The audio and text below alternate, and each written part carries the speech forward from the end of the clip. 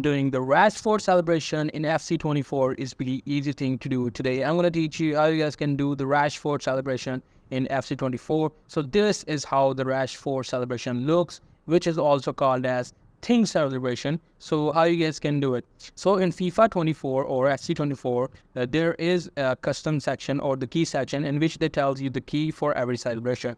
You can locate it there as well. Anyways, I'm going to tell you how you guys can do that. So for that, you just have to hold your L2 key or LT key. So in this case, this is the key that you need to hold. And after that, you just have to press this key. In this case, in Xbox, it is X, but in PlayStation, it is called as the square key. You just have to press this key twice. So whenever you hit the goal, after hitting the goal, you just have to hold this L2 or LT key, and you just have to spam or double click this button, which is X in Xbox and square in PlayStation. So that's pretty much it. That's how you guys can do this kind of celebration, which is Think or Rashford celebration in FC24. Hope you guys find this video helpful.